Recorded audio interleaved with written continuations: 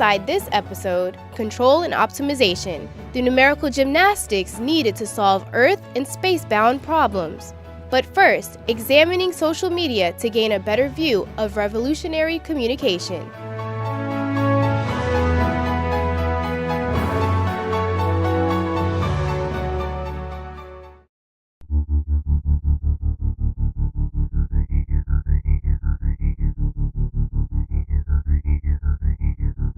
Social media and social networks have changed the landscape culturally and politically the world over.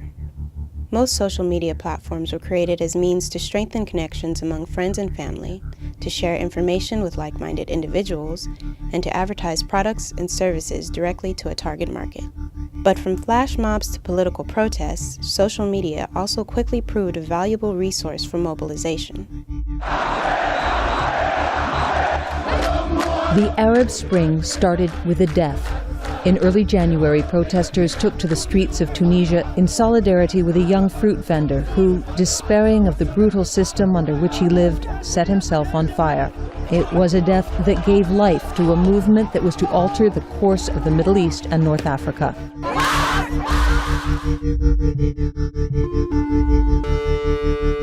There's no question social media played a part in Arab Spring.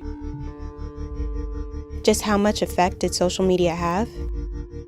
NPS researchers sought to answer this question and mined all public data on Twitter related to Egypt.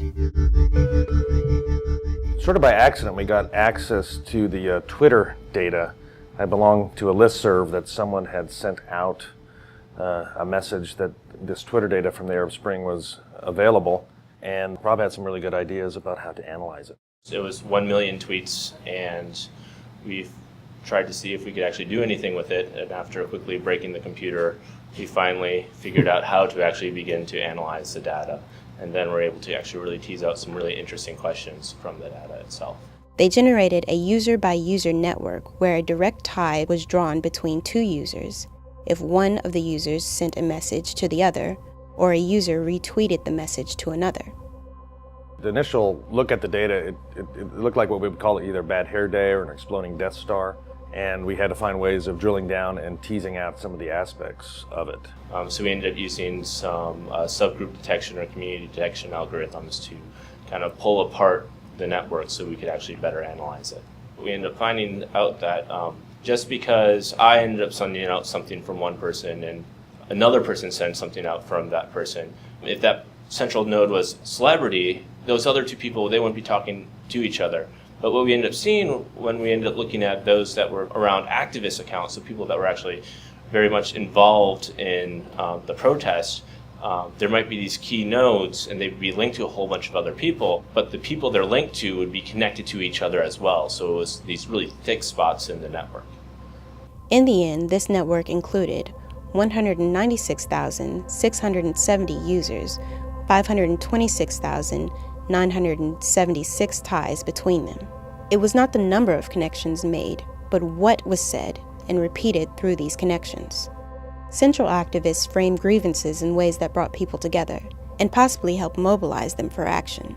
Social movement theory argues that a number of factors need to come into place in order for a social movement to get off the ground, to get people out in the street and actually motivated to do things. They need to have enough resources, and they have to have sort of a vulnerable status quo. But one of the most important factors is that the grievances have to be framed in ways that resonate with the target audience. And one of the professors here in the Defense Analysis Department, Glenn Robinson, talks about framing as sort of the bumper sticker approach to grievances, is that if you can frame the grievances in short, distinct, and snappy messages, then it can resonate with the crowd and you actually get people out in the streets. And so we saw what was going on with the tweets was not obviously all the tweets that were out there, but in general, a lot of these tweets we hypothesized were motivating force for getting these people out in the streets. One account that was fairly prominent in Arabic was this fake Hosni Mubarak account, and so it's just a parody account. It's not real at all, but it was sending out messages at the same time that Hosni Mubarak was addressing the country and saying things like, "Fool me once, shame on you, fool me twice, shame on everyone else," and things about how many assassination attempts that he ended up surviving, and he ended up framing Hosni Mubarak as a bad person, a bad character, and it was able to counter message what the real Hosni Mubarak was saying, and it was actually quite prominent. I mean, his messages actually connected with a lot of different people. Engaging social media users in creating cohesive pockets of sympathetic groups increase the likelihood of certain topics to trend and gain more visibility. In the past, what you often saw with social movements was that the media would be the gatekeeper. Mm-hmm. So if you want to actually have the wider population access your message, you need to sell it to the media, who will then show it to everyone else in the country or in the state or in the world. And now what you're actually seeing a lot of times is that the media itself is using social media in order to figure out what's going on and what they should be covering. So the relationship between the media and the social movements has changed somewhat with the use of these technologies where you can access hundreds or millions of people. This video is one of hundreds, possibly thousands, uploaded to social media websites like YouTube in the past few weeks, purporting to show government attacks on the Baba Amr district of Homs. In the absence of many foreign journalists, social media has become one of the key tools for telling the outside world what's happening. One of the things that we have been doing lately was, expanding this research to looking at what's going on in Syria, which is a different focus because, a lot of times we were looking at trying to understand how these different groups were kind of popping up. So you had the Free Syrian Army, you had the Jabhat al-Nusra, you have now the Islamic State of Iraq and the Sham. So all these different groups have been popping out, and we've been actually able to, we just actually had a report come out, myself and Greg Freeman, another research associate. The Office of the Secretary of Defense Rapid Reaction Technology Office sponsored us to try to see how these different groups were using social media. They've been fairly prolific on their social media usage. The goals are different, but you now have frames and counterframes going on. So you have either ISIS or ISIL are the good people, or you have other people calling them Daesh, which is Arabic. It's the Arabic version of their acronym, and those people are typically saying things negative about ISIS or ISIL. And so you have these many different frames. You have the Kurdish opinion on things, you have the Free Syrian Army opinion of things, you have the pro-Assad opinion on what's going on. And so trying to look at these different social media presence is really by using the pattern of ties, you can actually start pulling apart these different groups and kind of being able to better understand what's going on.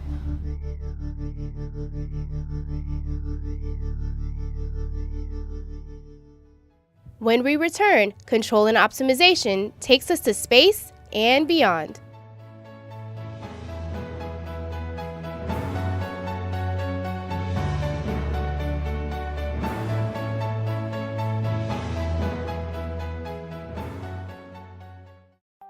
It's been 60 years since we started traveling to space, almost 45 years since we first walked on the moon, and more than 15 years since the International Space Station has been in orbit. So it's hard not to have that been there, done that attitude, or even to have sticker shock when looking at the price tag of planned future missions.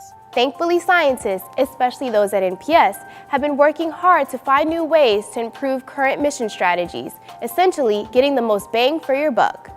This next segment is the first of two parts on control and optimization. Control and optimization is basically related to trying to find ways of operating a given system more effectively or more efficiently. Depending on the system you're dealing with, the results that you get when you apply some of these ideas can be just breathtaking or very striking. And examples of optimal control, you really can find them everywhere. And you can think about UAVs, attitude control of a spacecraft or satellite, going to Mars or going to the moon. I can take one path and it may cost me a certain amount of fuel or take a certain amount of time, or I can take another one which may cost me less fuel or less time. If you were to apply the standard ideas on how to maneuver that system, it may tell you we just can't get that information. So optimal control is really all about the idea of finding the best path to take, which will minimize the cost or maximize the objective that you're trying to realize. Coming up 48 seconds, mark 48 seconds, max Q, maximum dynamic pressure in the vehicle.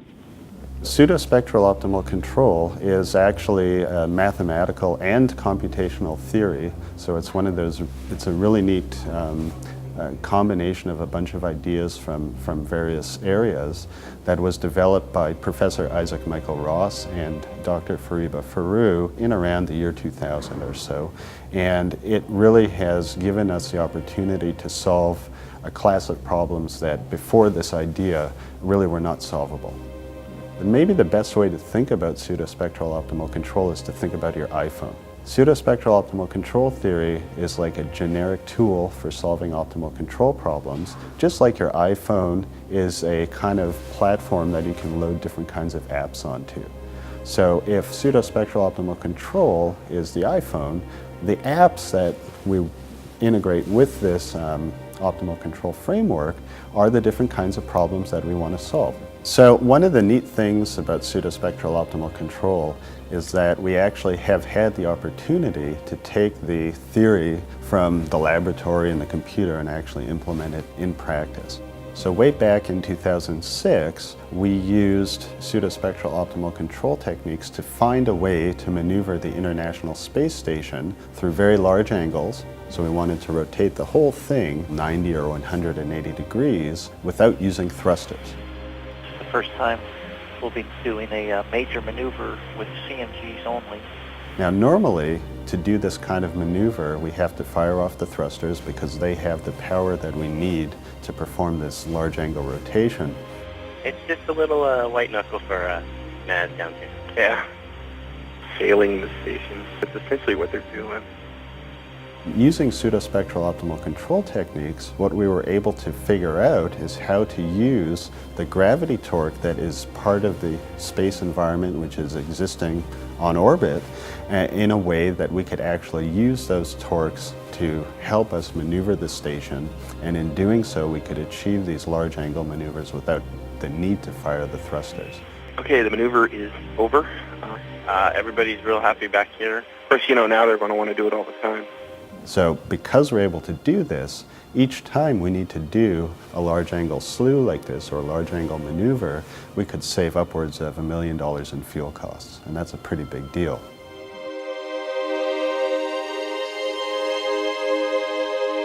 Just to give you a kind of different perspective on how it works, you can think about sailing a boat into the wind. And intuitively, if the wind is coming at you, you would think that it's impossible to propel yourself forward. But it turns out that if you figure out how to steer that boat properly, you actually can collect some of the force of the wind and use that to propel yourself forward. So it's really kind of the same concept that was employed on the International Space Station, but instead of using the wind, we're using the gravity torque that's available in the space environment. A few years later, we applied the same set of tools to solve what we call a shortest time maneuver problem for the NASA Space Telescope called TRACE. The idea there is not to save fuel, but to figure out how we can repoint the telescope as quickly as possible. Kind of an on-orbit demonstration of how many images can we collect in a given amount of time. So for TRACE, we were able to demonstrate for the first time how we're able to solve these shortest time maneuvers and actually implement them on a real system that's actually already been on orbit for a number of years. So up until around the time pseudospectral techniques have been developed, people knew about this idea. There were some papers written in the early 90s and a bunch of simulation studies that had been done to see what kind of benefit you can get. But the tools were just not at the stage they needed to be to attack and solve a problem for a real system. Real system has all kinds of intricate bells and whistles that we need to consider, and when we try to use some of the old techniques for solving these problems, for that purpose, they fall flat on their face. So pseudospectral optimal control ideas really open the door to being able to take some of these concepts that people have been toying around with and thinking that they might work if only we had the right tool to solve the problem, and actually get those from the drawing board and implemented on practice. After the break, a crippled space telescope finds new life, and how optimal control can be applied to public health.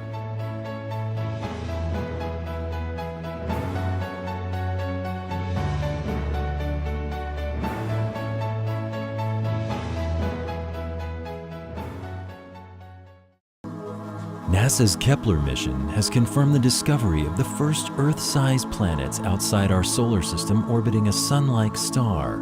3 super Earth-sized planets orbiting in the habitable zone of their stars. The first system of multiple planets orbiting a pair of stars, or as astronomers call it, a circumbinary system. The Kepler spacecraft is actually a really neat spacecraft in that it has very, very stringent requirements.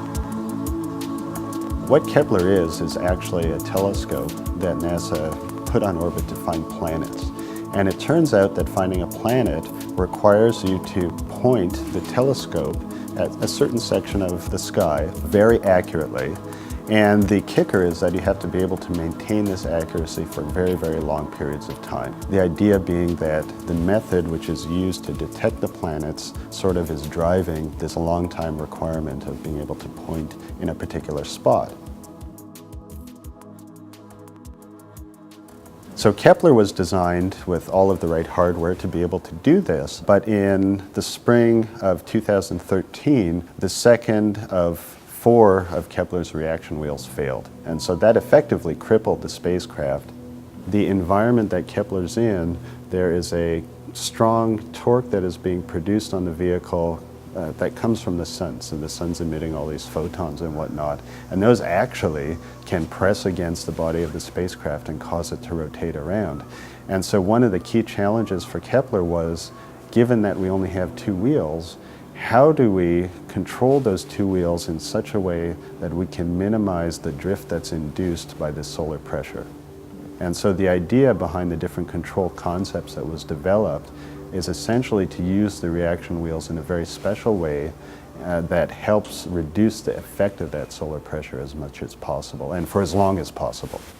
Some of the things that we're working with NASA now in terms of supporting the Kepler mission is to be able to look at different ways we can apply optimal control ideas to help make that mission a little bit more efficient in terms of fuel usage. The idea here is that Kepler's on orbit. We have now a control system in place to be able to perform planet hunting types of missions. And how long will the remaining fuel on board last us? Basically, what we'd like to be able to do is minimize or reduce as much as possible the consumption of fuel for the routine day-to-day operations of the spacecraft, with the idea being that the more fuel we can conserve now, the longer we can keep that spacecraft producing scientific data.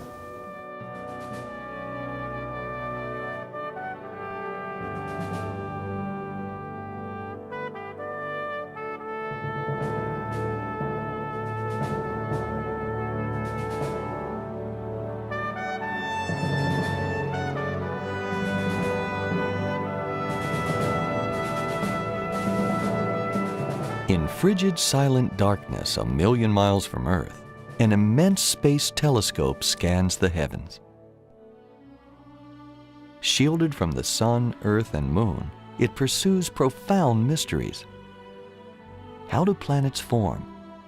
How did matter come together to make the first stars and galaxies? Where among the stars might we find life?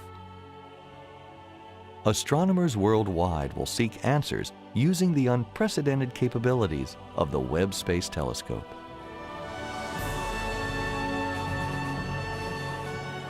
The James Webb Space Telescope, as you know, is a very, very expensive piece of scientific instrumentation.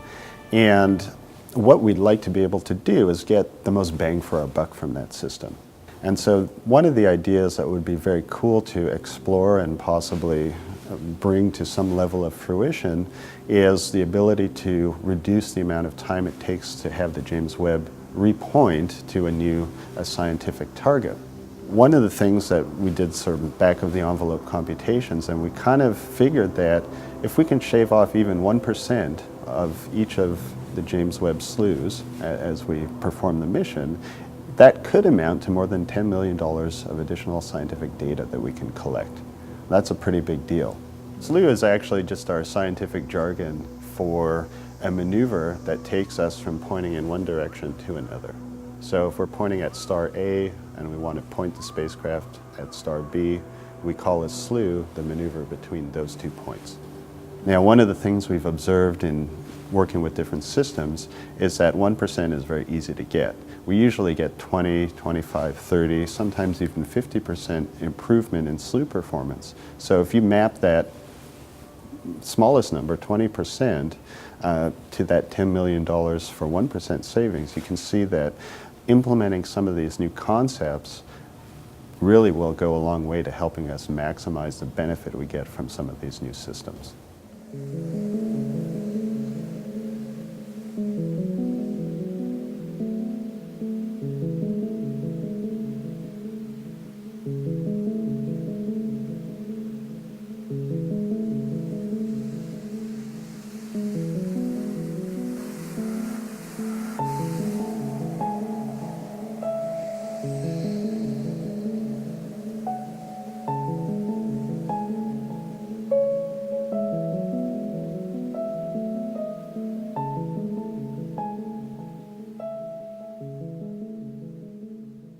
There's also a number of different fields that can use optimal control techniques in order to further or advance what they're able to do. And one of those fields, for example, is the medical field, looking at disease control and how to curb the spreading of infectious diseases.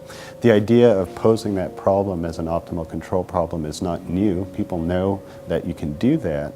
The problem is that some of these other fields outside of aerospace do not have, in my opinion, as well developed a set of tools as some of the tools that we have available to us to solve these different kinds of aerospace problems. And so what that really forces the researchers in some of these different areas to do is simplify the problems that they're solving, because those are the only kinds of problems that they feel they can solve with the tools that they have. So I'm hoping that at some point some of these other areas will begin to see all of the neat things that we can do in aerospace and possibly adopt or adapt some of the tools that we have developed and bring them into these other areas. And the reason why I think this is going to be very important and lead to some very cool results is because it allows those researchers to stop basically saying, what problem can I solve? And start asking the question, what problem should I solve? And hopefully those problems will get closer and closer to reality because the researchers there now know that they have the tools that they need to be able to solve those.